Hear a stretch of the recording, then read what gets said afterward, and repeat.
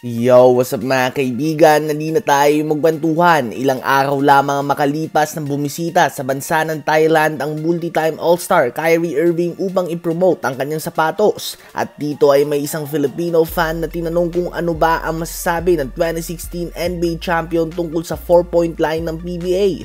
Ayon kay Kyrie ay mas magiging masaya nga daw ang laro dahil sa creativity na magagawa nito para sa mga players. Magkakaroon na din umano tayo ng mga 4-point specialists. Tiyak nga daw na magkakaroon ng halo-halong opinion dito ang mga fans. May mga magsasabi na hindi ito maganda at may iba naman na matutuwa dito. Ang mahalaga nga daw sa kanya ay ang saya sa loob ng court at ang pagdagdag ng new skills. At sa palagay niya ang pag-add ng 4-point line ay magbibigay ng pagkakataon sa mga players na madagdagan ang kanilang skills. Kaya naman excited siyang makita ito. So ayun nga po mga kaibigan ang pahayag ni Kyrie Irving regarding sa 4-point line ng PBA. Nakaabot nga sa Thailand ang pagmamahal ng mga Pinoy kay Kyrie Irving. Isang fan nga binigyan pa ang Mavs star ng custom-made barong na masaya nitong tinanggap. Bukod nga kay Kyrie Irving ay nang bumisita sa ating bansang isa pang NBA champion Kyle Kuzma ay sinabi niya na sa palagay niya ay good for the game ang paglagay ng PBA ng 4-point line. At sa palagay niya nga daw ay dapat na ilagay na din ito sa NBA. Kayo ba mga kaibigan, ano ba ang masasabi nyo tungkol dito?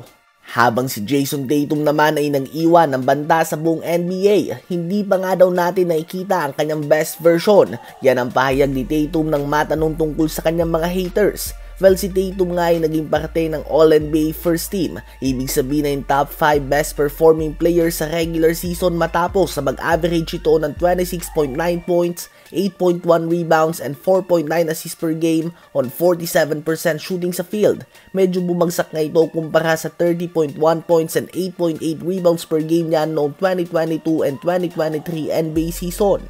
Ganun pa man ay medyo expected ngayon given na dinagdag nila si Jrue Holiday at Kristaps Porzingis sa kanilang lineup. Wala ngang problema sa regular season performance si Tatum, bagkus ang kanyang up and down na laro tuwing playoffs ang madalas sa kanyang ibatikos ng mga fans. Paliwanag nga ni Joel Embiid ay may super team umano si Tatum. Kung tumira nga daw siya ng 5 of 20 sa field ay siguradong blowout ang aabuti nila, habang si Tatum naman at ang Celtics ay pwede pa din na magwagi. Nabanggit nga ni Jason Tatum na si Joe Mazzulla umano ang pinakamasaya na hindi siya nanalo ng Finals MVP at nabangko siya ng 2 games sa Olympics. Tiyak nga na magsisilbi itong motivation para sa kanya na mas mag-ensayo pa ng maigi at hindi pa tapos ang trabaho porket nagkampiyon ka na. Ang tanong lang ngayon ay paano kaya ito makakaapekto sa Boston Celtics as a team. Naging successful sila dahil nag-isip sila as a team last season. Kung gutom na makabawi si Tatum para sa kanyang individual o personal achievements, paano kaya nito maaapektuhan ng Celtics as a team na nagbakita ng very unselfish style of play last season? Ano ba ang masasabi nyo sa posibleng revenge season ni Jason Tatum matapos na magkampiyon?